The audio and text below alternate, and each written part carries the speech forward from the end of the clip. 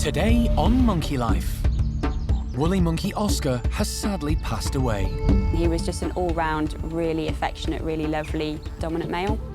His death means a move for Chippy. There he goes. Another male leader. And squirrel monkey Charlie does his best to make friends with newcomer Azzi. Plus, watermelons for Paddy's chimps prove a popular treat.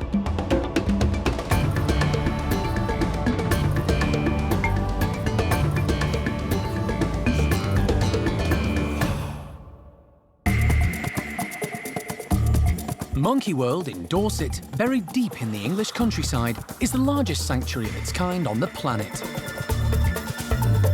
The team, led by Dr. Alison Cronin, rescue and rehabilitate abused and unwanted primates from all over the world. This is going to be the first day that they've ever stepped outside, ever, in their lifetime.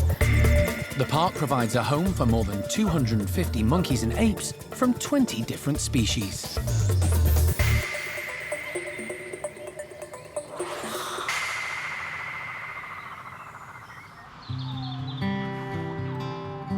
There's a somber mood at one of the woolly monkey houses.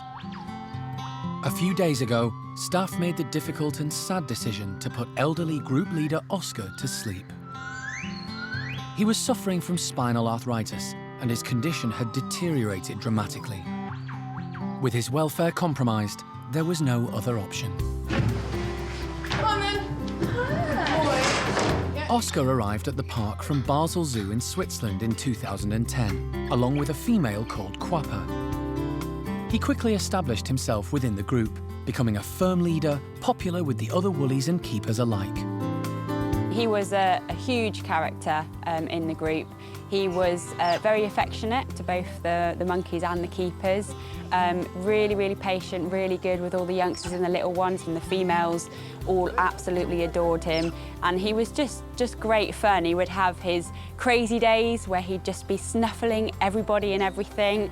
And he was just an all-round, really affectionate, really lovely, dominant male. Without Oaska, the group are fragile and desperately need a new alpha male, particularly as Zingu has recently given birth to Oaska's daughter. His young son Zavi, now 2 years old, also needs a father figure to guide him. Without a dominant male in the group, sometimes they can start to fall apart. The females can be quite opinionated and quite feisty with each other. The dominant male is normally there to kind of just keep them all together, make sure that there's no real big disputes going on with each other, and they're there to protect the group as well. So from any threats or dangers, anything like that, they're basically the group's protector. There are 3 groups of woolly monkeys at the park, and after much consideration, the team have decided to move Chippy across to join Oaska's old group, which has no natural successor.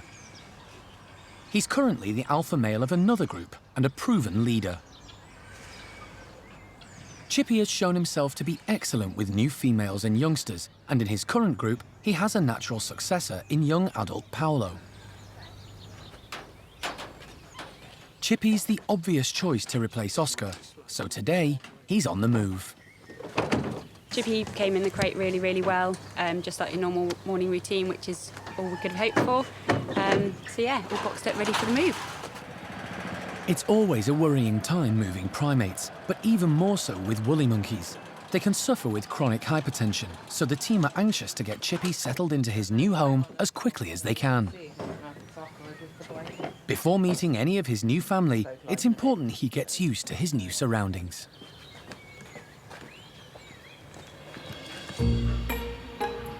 He's straight into the bedroom to explore. There are 6 members in the group for Chippy to get to know.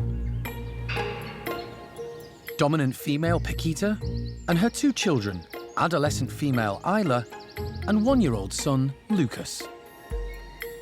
The other adult female is Zingu. She has her new 3-week-old daughter, yet to be named, and 2-year-old son, Zavi. So if you bring into the playroom Paquita, Yeah. and Lucas and Yes. Alison wants Chippy relaxed and calm before he meets Zingu's baby. So he's going to meet Paquita and her 2 children first.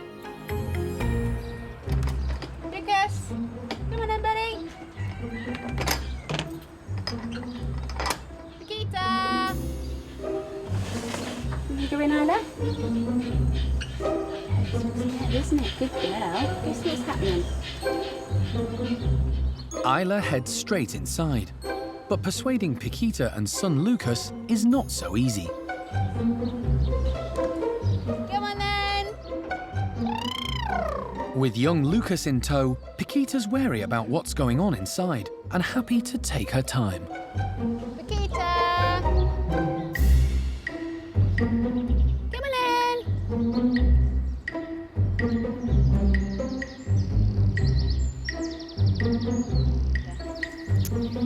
Well, it's not going to plan, is it? No. Paquita! Luckily, inside the house, things are going much more smoothly. Chippy is remarkably calm and busy investigating his new surroundings. And with Isla next door showing a keen interest in him, the team decide to let them meet face to face. Okay.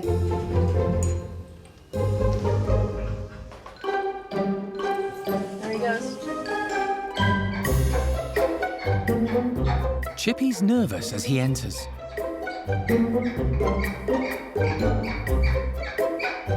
Isla's gone in with him, and so far together it's gone really, really well. She's actually just started teeth chattering at him, which is their flirting behaviour. So she's clearly quite pleased with her new handsome man. So far, so good. At last, Paquita and Lucas pluck up the courage to come inside. But Chippy will have to wait to meet them. Right, you going to come through, you two? Good girl. Oh, that was easy. Good boy. We've decided that we'll separate Chippy and Isla together overnight. For the moment, they seem very happy together, so it is nice that Chippy can have company overnight. And then everybody else will be together, so Paquita, Lucas, Zingu and Zavi will spend the night together as well. Just gives the ladies a chance to kind of gather themselves again and not be too stressed out and worried about what Chippy's doing. And then hopefully we can kind of start again in the morning and hopefully do some more introductions.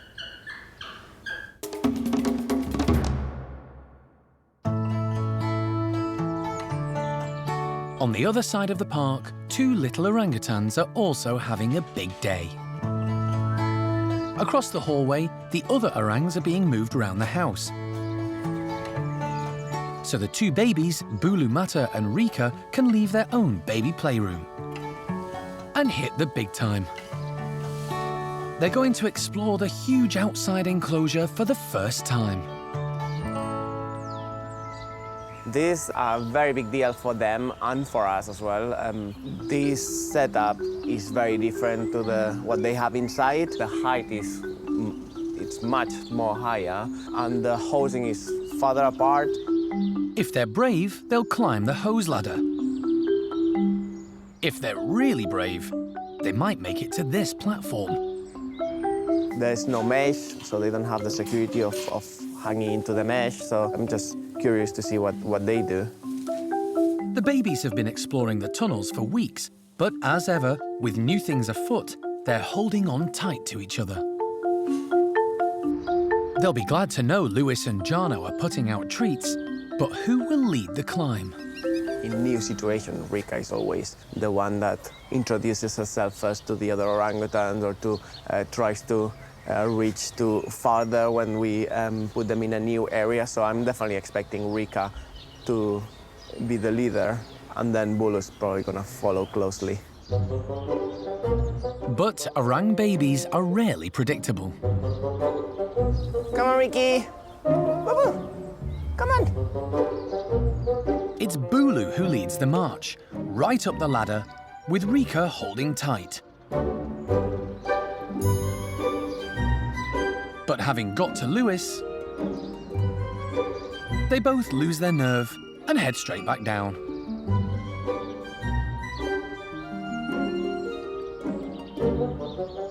That's quite normal. I mean, they will come out a little bit, then they get a bit frightened, and then they go back to their safety area, which seems to be the tunnel. They quite like it in there. And then they get brave again, come back. I will be offering them a little bit of food.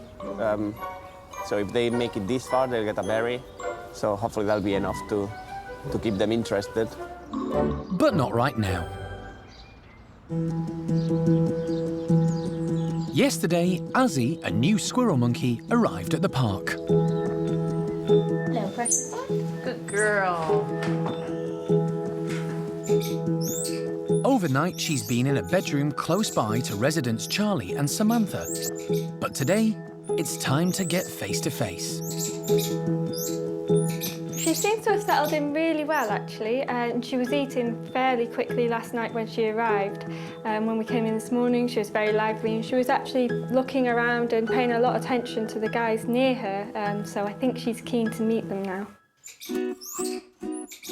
Charlie, the park's only male squirrel monkey, will be the first to meet Azzi. Since Charlie arrived at the park, he's been living with 3 ageing but feisty females who have shown little interest in him. But Azzi is a slightly younger model, and Charlie appears very curious about the new arrival. They seem keen to actually meet each other. Charlie was showing off to her a little bit last night, so hopefully it will go really well.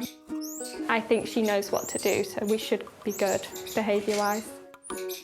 The door from Azzi's bedroom into a small room between them is opened.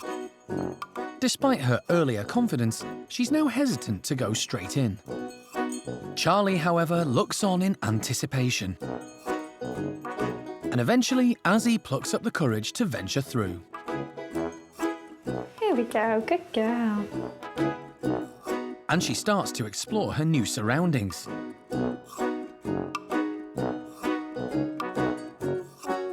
She's getting on well, so the primate care staff decide it's time to let Charlie in. And from him, there's no hesitation. It doesn't take long for Azzi's self-confidence to return, and she pursues Charlie.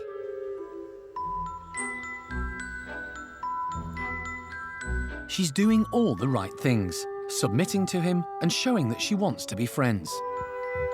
And Charlie is reciprocating and seems very pleased to meet her, but his inexperience is making him rather pushy.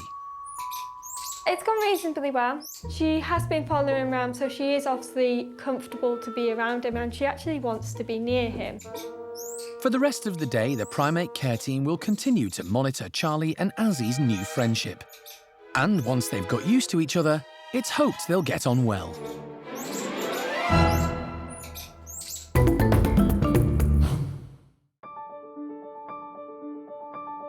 At Kim and Tien's enclosure, there's an exotic feel to the morning.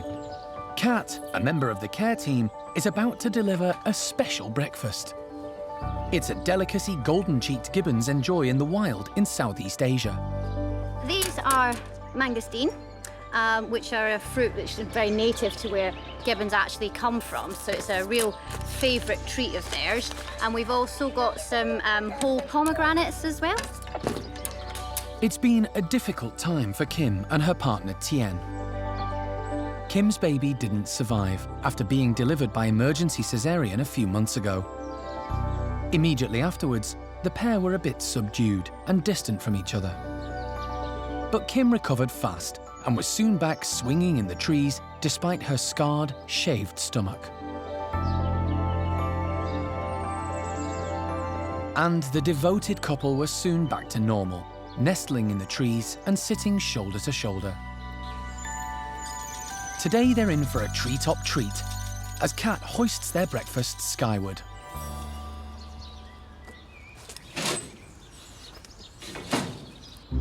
Tien is first in and goes straight for a mangosteen. Males are submissive in the relationship, so we'll have to watch out for Kim with such delicacies on offer. Kim has a very different approach.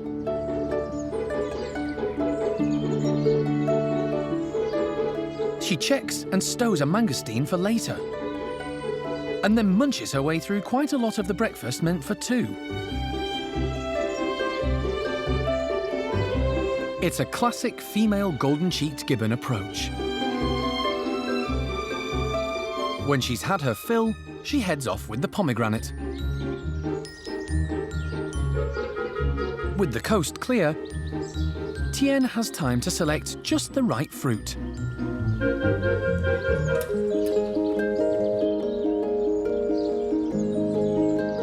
And find a good spot to carefully peel it.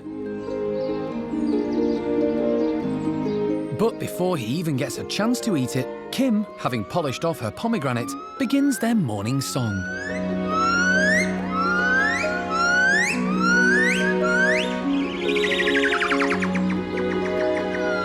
And Tien has to join in. It seems it's hard for the young male to get a moment to finish his meal, as next, Kim opts for a grooming session. But once she swings off into the trees, her partner heads off the other way to finish his meal in peace.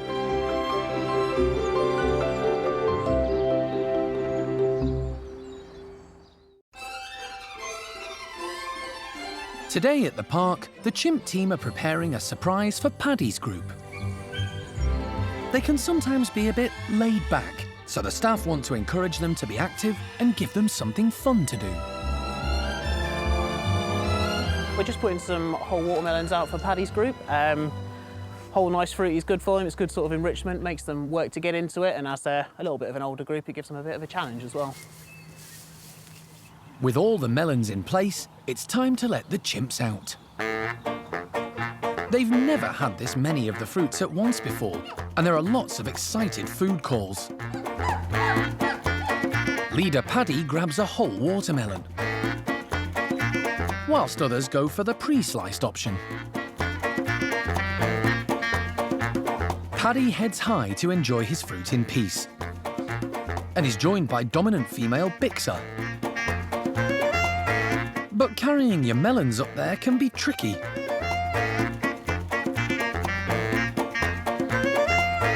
With so many watermelons scattered around the enclosure, everyone's tucking in. Except for youngster Bart, who doesn't seem too bothered. Cindy is busily munching, and Grisby would like her to share, but is going to have to find her own.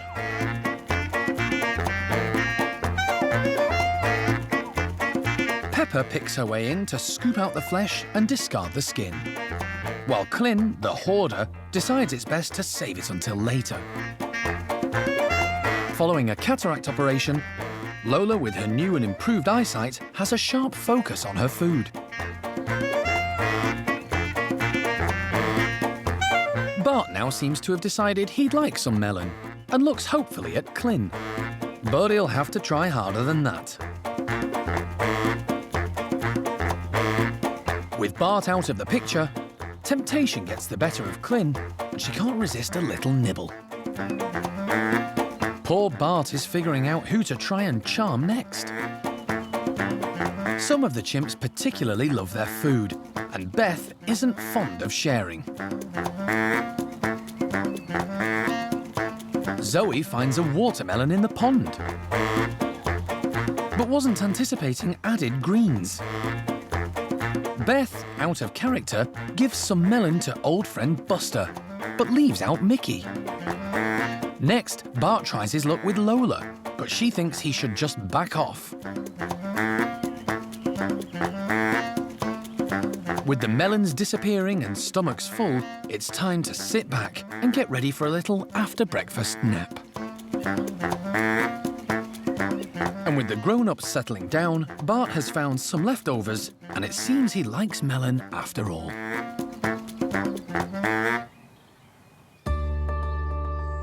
Back at the orang nursery enclosure, plucky baby orangutans Bulu Mata and Reike are attempting to tackle the big climb for the second time today.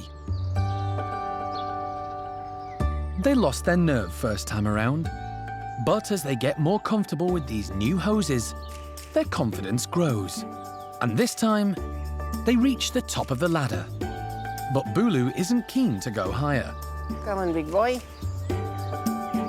And it's Reike who heads for the platform. It's important for me to be here with them during this process, because as you can see, Bulu is not quite as brave as Reike is. And I'm just trying to reassure him. I'm here in a very comfortable position, so he can come and sit with me if he wants and then explore from here. But yeah, as you see, he would prefer to all of us to go back down. So he's trying to get Reike to go back down. Bulu, there you go. Bulu's obviously very persuasive, as Reike does go back, but not for long. She sets off on a solo mission, Hey, little lady. with Bulu squeaking anxiously behind her.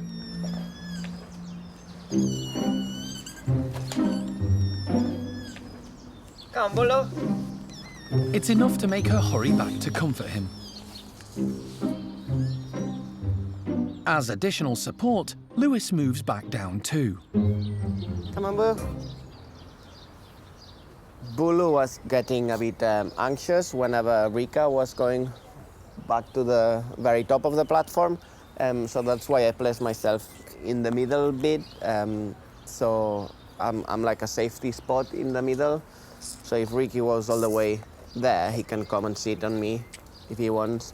So since I've done this, there's a lot less squeaking and crying. The new tactic works perfectly. Reike can reach the platform and pick a few of her favourite blackberries.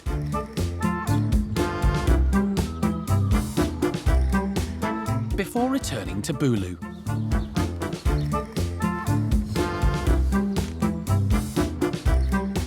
And eventually, he gets bold enough to try too, and claims his reward. He certainly feels he deserves it.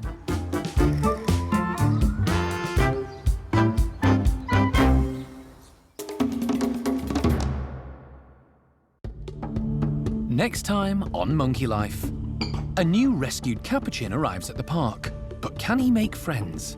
We want to get to know his character a little bit better before we pick and choose which capuchins he's going to be introduced to. And woolly monkey male Chippy patrols his new home for the first time.